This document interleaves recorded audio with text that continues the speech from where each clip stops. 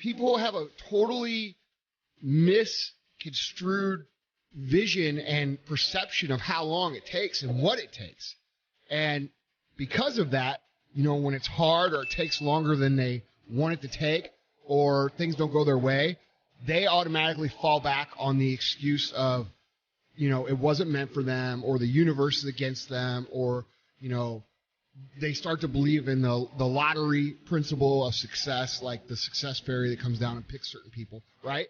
Instead of just saying, hey, I haven't been doing this long enough, or I haven't been working hard enough, or I haven't been doing what it takes, it's easier to put the blame off somewhere else, except that in your mind that success is something that is luck-based or chance-based or happenstance, instead of just taking responsibility and say, hey, I didn't do what it takes.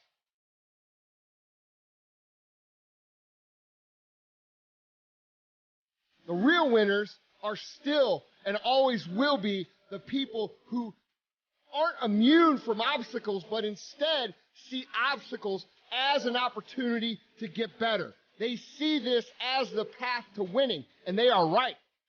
It's not an easy path. It's not for the ill-hearted or the weak-natured. It's for the strong people. And before you embark on this journey, mentally, you have to prepare yourself for it, knowing it's going to get worse before it gets better. When you embark this journey, you must know that it's going to go down before it comes up. But when it comes up, it's going to go so much higher than you've ever been. Sacrificing today for tomorrow's betterment. The only people that are going to win are going to be the people who recognize the opportunity to improve when they get punched in the fucking face, which happens to all of us.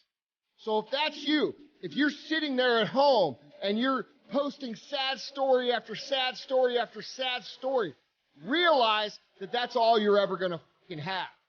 And I would suggest that instead of seeing life through the perspective of who's going to be the biggest winner of the losers, start being who's going to be the biggest winner. There's nobility in that. There is nobility in overcoming hardship. There is nobility in overcoming obstacles. There's nobility in creating a story that other people are inspired by. There's nobility in dominating.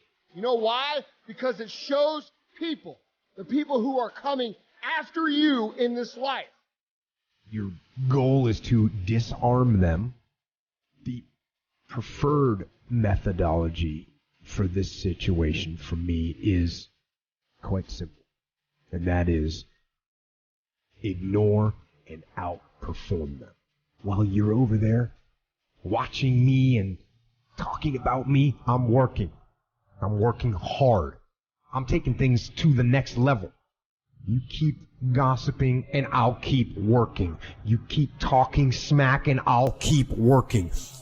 You keep focusing on everything and everyone else and I'll keep working.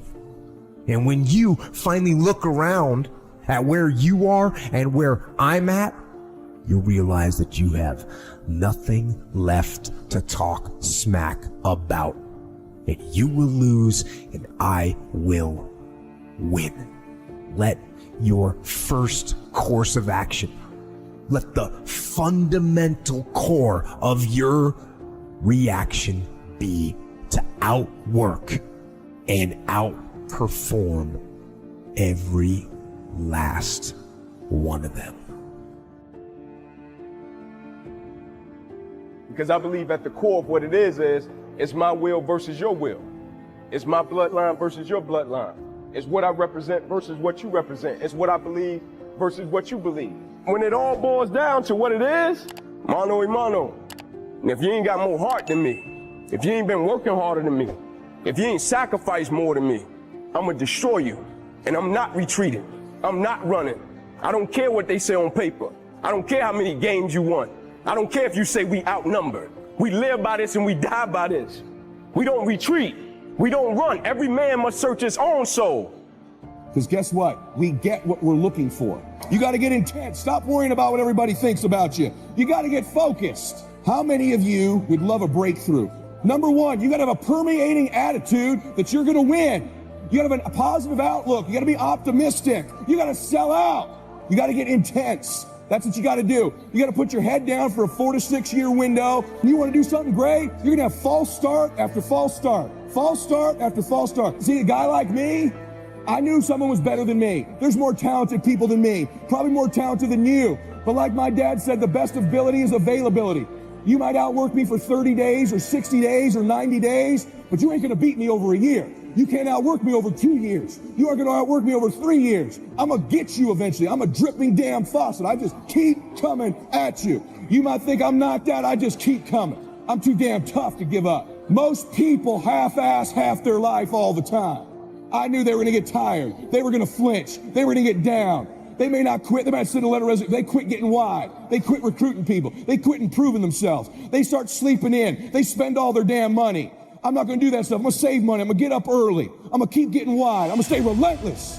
That's why it's important for you to work on yourself, listening to tapes, building yourself up, talking to yourself with power, feeling, and conviction, building yourself up day in and day out. You want to be relentless. Many doors will be closed in your face. Many loans that you will want. And they'll say, no, you don't have enough collateral. You don't have enough credit. And most people will give up.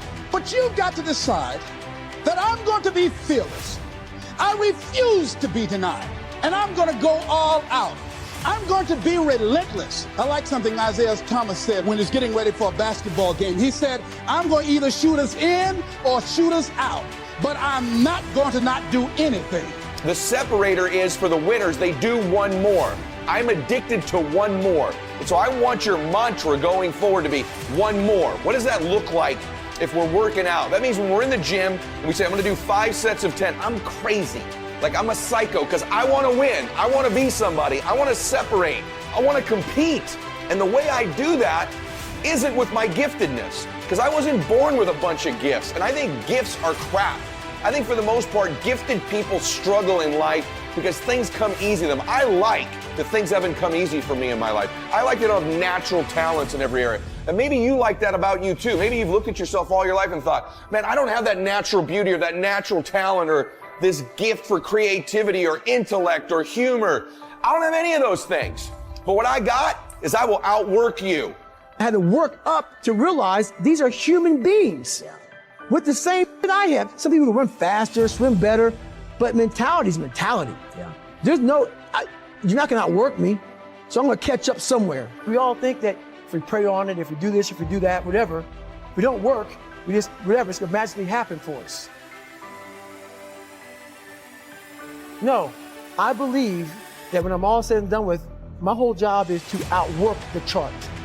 I'm telling you that if you want to develop the superhuman skill of kicking every single time, no matter what the is going on in your life, you will actively seek out opportunities to strengthen this muscle that is doing when it's not convenient. If you could be in control of your decisions and your actions 100% of the time, what could you not accomplish?